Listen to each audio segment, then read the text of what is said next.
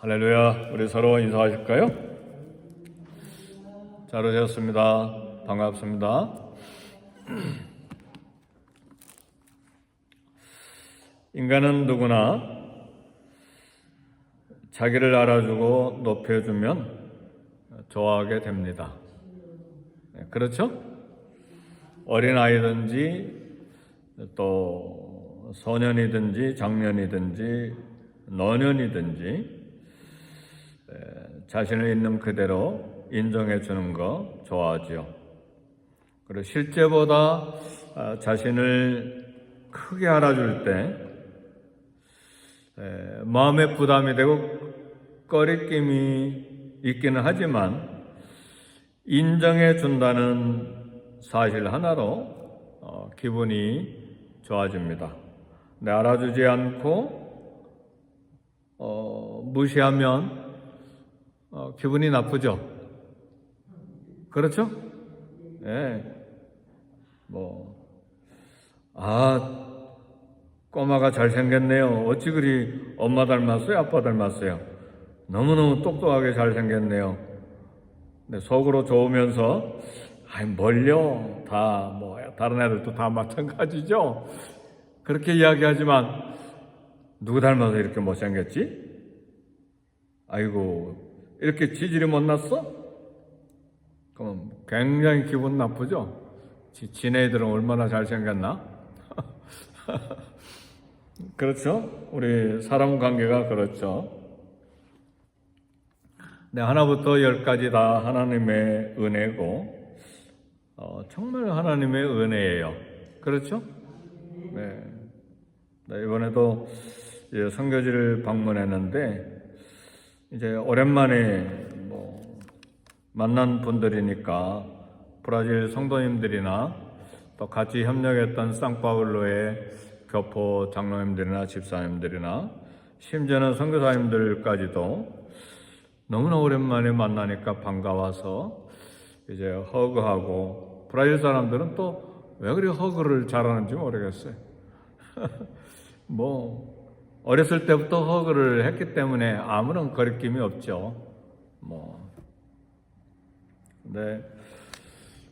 근데 사실은 모든 것이 다 하나님의 은혜죠. 그렇죠?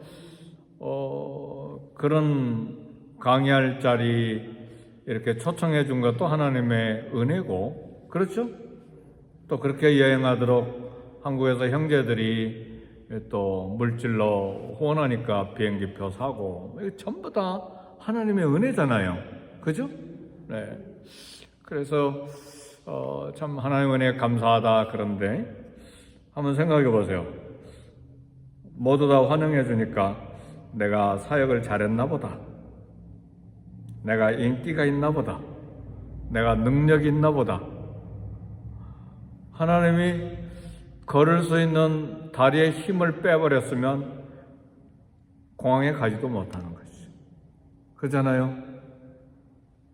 하나님이 물질을 안 주셨으면 항공표도 살 능력도 없고, 그 중에 7, 8일, 8, 9일 동안 돌아다니면서 브라질에 강도들이 많잖아요.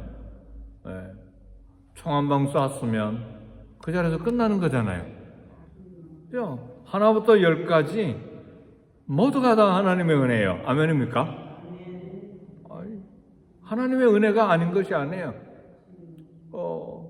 하루는 물이 잘못 들었는지 설사가 쫙쫙 나요.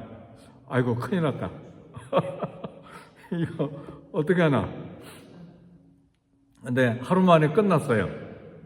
그것도 하나님의 은혜잖아요. 8, 9일 동안 설사가 쫙쫙 났으면 사람을 어떻게 만나고, 설교는 어떻게 하고, 강의는 어떻게 하고, 비행기는 어떻게 타고, 아무것도 못하는 거예요. 그러니까 처음부터 마지막까지 하나님의 은혜예요. 겸손해서 은혜가 아니라 100% 하나님의 은혜예요. 그러니까 오늘 우리가 이 땅에 생존하고 주님 섬기고 또 교회 봉사하고 전도하고 선교하고 일하고 또 아침부터 저녁 늦게까지 또 열심히 일해서 또 이렇게 일용할 양식 없고 모든 것이 다 하나님의 은혜 위에 은혜이고 은혜 위에 또 은혜예요. 그렇죠? 이번에 갔는데 섭섭해서 그런 이야기도 했지만 친구 선교사가 벌써 3년 전에 죽었잖아요. 코로나 때문에. 그 전에도 친구 선교사 하나 또 죽고. 근데 그 사람들은 뭐고 나는 왜 살았는가? 하나님의 은혜일 뿐이에요. 아직 해야 될 일이 남아있기 때문에 호흡이 연장될 뿐이에요. 그분들은 저보다 훨씬 브라질 말 잘했고, 저는 개척교회 하나 할 때 친구 선교사는 7개 하고, 어마어마하잖아요. 근데 먼저 갔어요. 그 사람들이 뭐가 모자라서 먼저 갔습니까? 그리고 나는 뭐가 잘나서 생존합니까? 하나님의 은혜일 뿐이에요. 하나님의 역사와 하나님께서 시켜야 될, 심부름해야 될 일이 있기 때문에 아주 호흡이 연장될 뿐입니다. 아멘입니까? 정말이잖아요. 여기는 하나님의 은혜를 성경적으로 신학적으로 설명해야 될 아무런 어려운 이야기가 아니잖아요. 처음부터 마지막까지 하나님의 은혜일 뿐이죠. 그래서요, 우리 자신을 알아줄 때에 인정받는다는 사실 하나로 기분이 좋아지는 것인데, 그러나 여기에 위험이 하나 있어요. 자신을 알아준다는 사실로 스스로 교만해져서 남보다 자신을 높게 생각하는 위험이 있다 그 말이에요. 우리는 이 부분을 늘 하나님 앞에서 생각해야 돼요. 그렇지 않으면 하나님 앞에서 실수하고 사람 앞에서 실수하기가 쉽습니다. 다른 사람을 가볍게 생각하는 마음과 태도로 인격이 정착되는 위험이 있다 그 말입니다.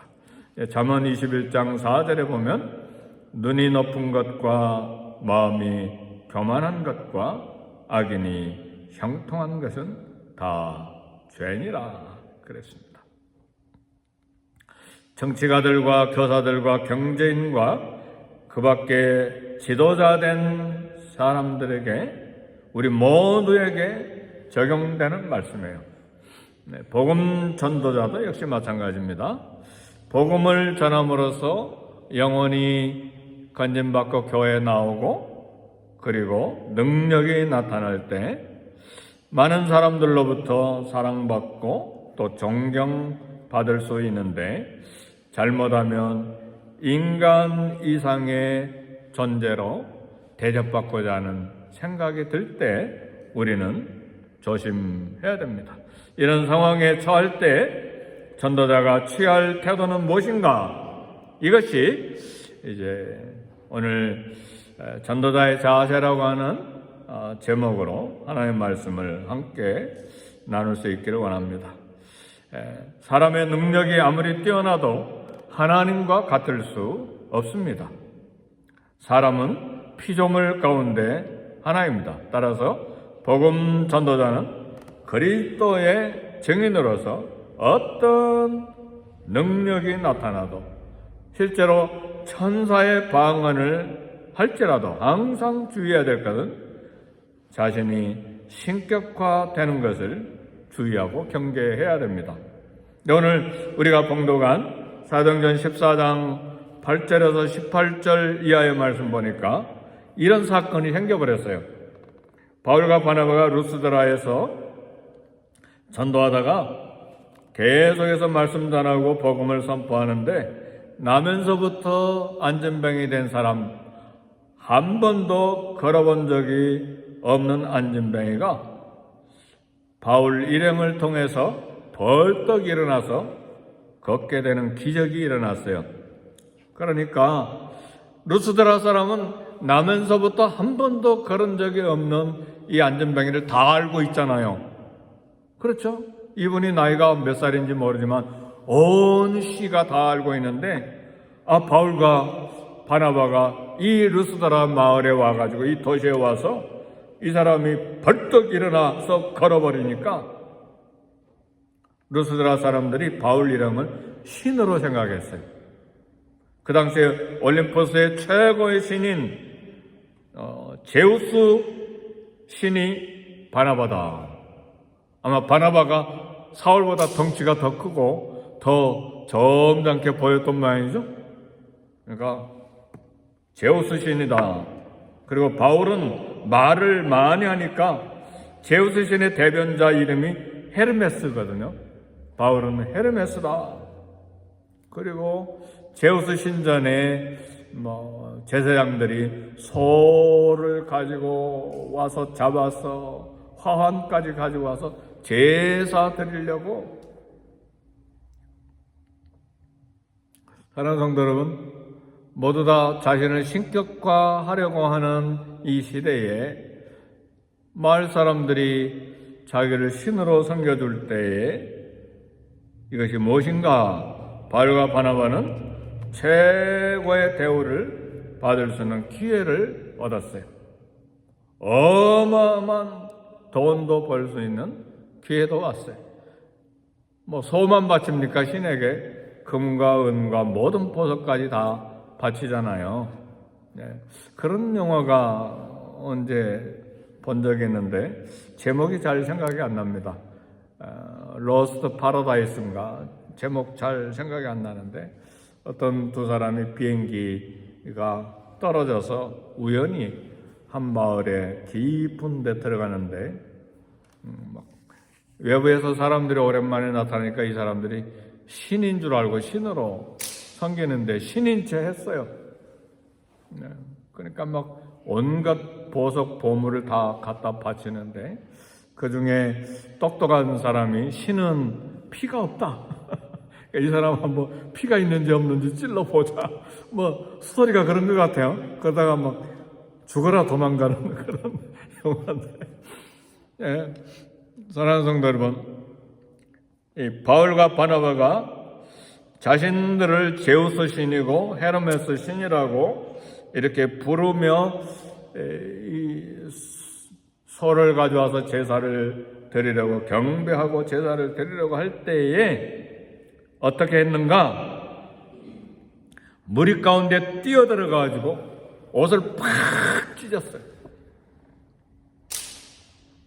우리는 당신들과 같은 똑같은 사람이지 신이 아닙니다. 그리고 뜯어 말겠어요. 사랑하는 성도 여러분, 바울과 바나바는 하나님께서 받으셔야 될 영광을 가로채는 일에 대해 두려움을 느꼈어요.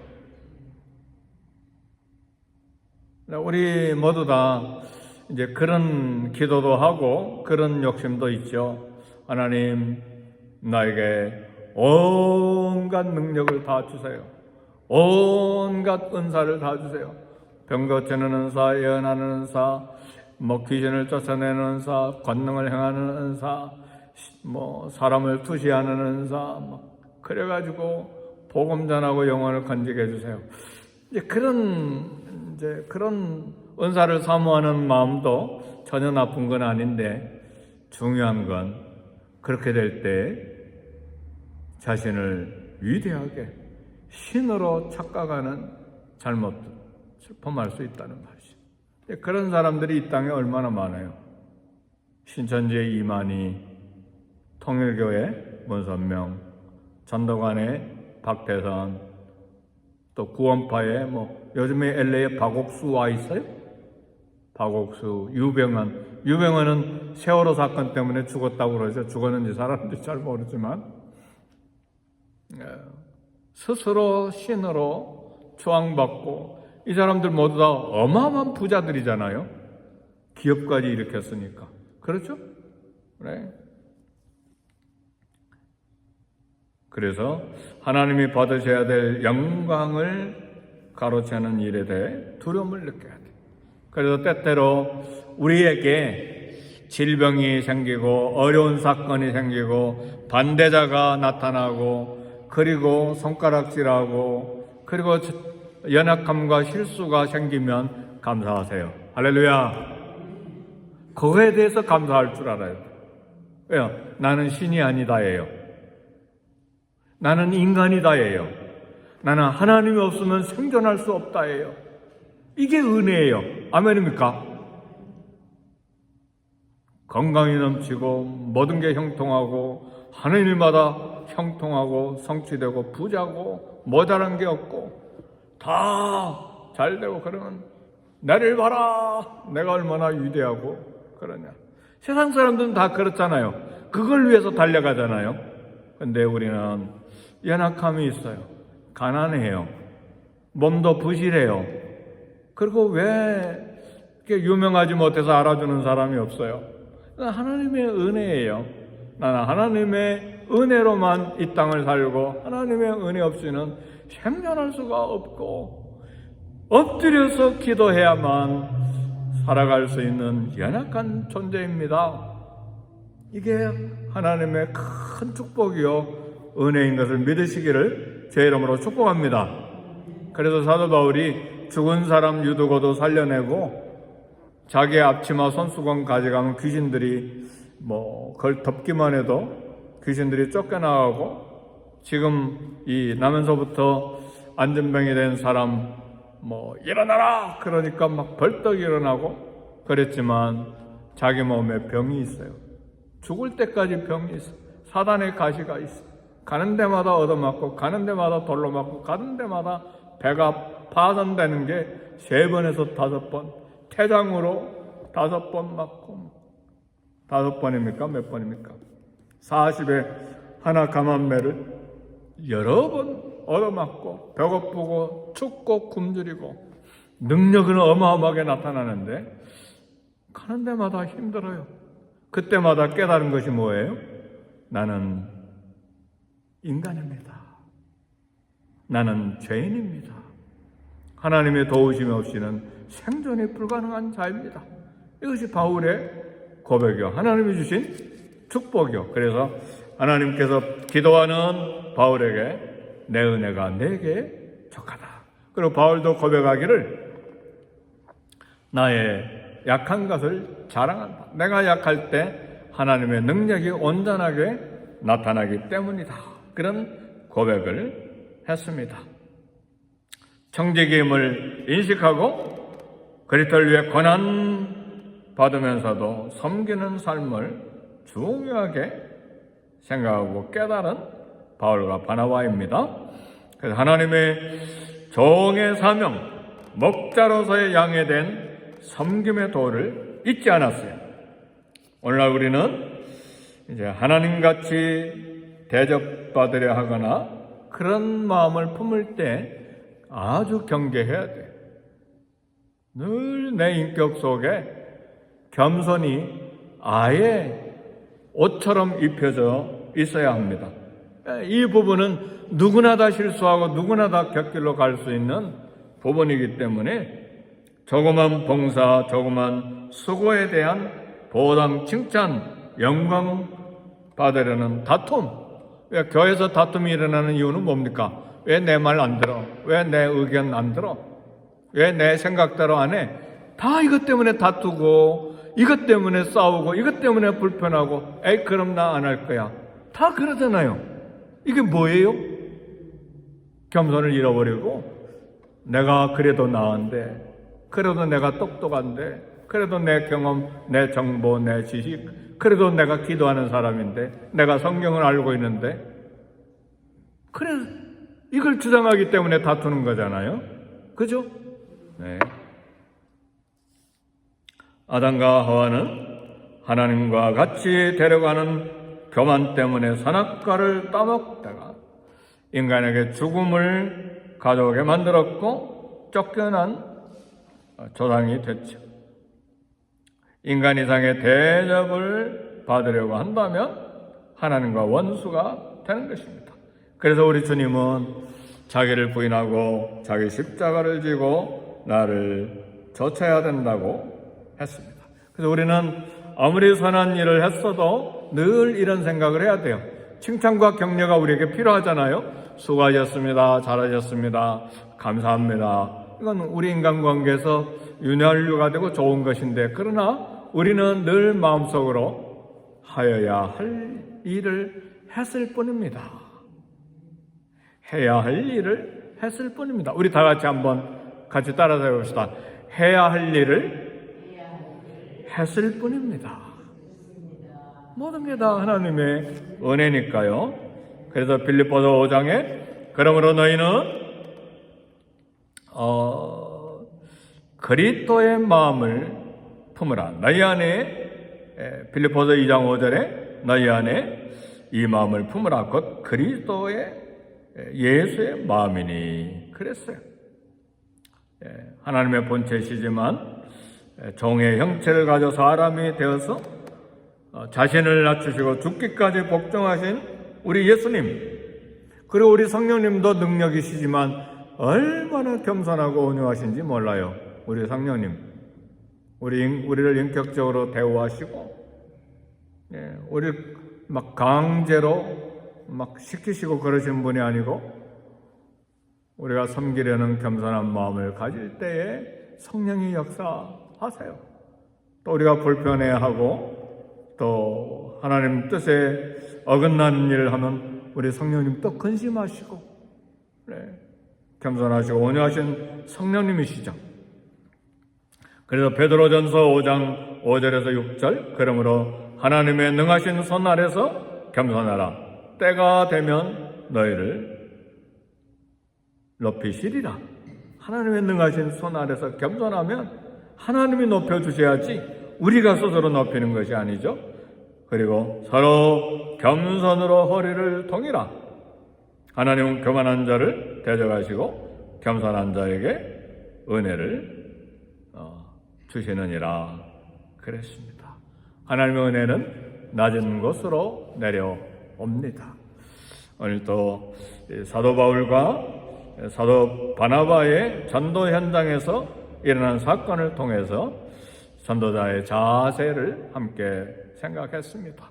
이 땅을 살아가는 동안에 늘 하나님의 은혜 때문에 생존하고 하나님의 은혜 때문에 호흡하고 하나님의 은혜 때문에 주님을 섬기는 그런 직분받아 오늘 또 살고 있음을 생각하고 하나님의 은혜에 감사하고 그렇게 쓰임받는 저와 여러분이 되시기를 주의 이름으로 축복합니다. 아멘. 우리 주의 이름 세 번 부르시고 함께 성령 충만을 구하고 부족한 종을 위해서 기도해 주시고 우리 교회를 위해서 기도하고 선교지를 위해 기도하고 또 개인 가정과 직장과 일터와 자녀를 위해서 함께 기도하겠습니다. 우리 주의 이름 함께 세 번 부르고 기도합니다. 주여! 주여! 주여! 하나님 아버지 감사합니다. 루스드라에서 일어난 기적의 역사를 인하여 바울과 바나바가 보여준 전도자로서의 모습 저희들이 생각하고 묵상하고 하나님의 말씀을 생각했습니다. 하나님의 은혜 없이는 우리가 생존할 수 없고 호흡할 수 없고 이 땅을 살아갈 수 없으며 하나님의 은혜가 없이는 주님을 섬길 능력도 주님 앞에 나와 기도할 힘도 얻을 수 없음을 고백합니다. 하나님 은혜로 오늘 이 새벽에 주님 앞에 나와 기도하게 하시고 예배하게 하시고 말씀을 듣게 하시고 하루를 살아가게 하신 하나님 은혜를 감사합니다. 늘 하나님의 은혜 기억하고 겸손함으로 하나님을 평생에 섬길 수 있는 저희들이 되게 해 주옵소서. 교회를 위하여 기도하며 선교지의 선교사님들을 위하여 기도하며 오늘도 이 땅을 위해 중보기도하며 자녀와 직장과 일터를 위해 기도하며 우리 자신들의 영혼을 위해서 기도할 때에 주 예수 그리스도의 피를 힘입어 그 이름을 힘입어 기도하오니 들어 응답해 주셔서 은혜가 넘치게 하시되 성령으로 충만하게 해 주시고 평생의 주의 은혜에 겸손함으로 주님을 섬기며 이 땅을 살아가는 복된 저희들이 되게 하시되 하나님께 영광 돌리는 우리의 섬김과 평생의 삶이 되게 해 주옵소서. 예수님의 이름으로 기도하옵나이다.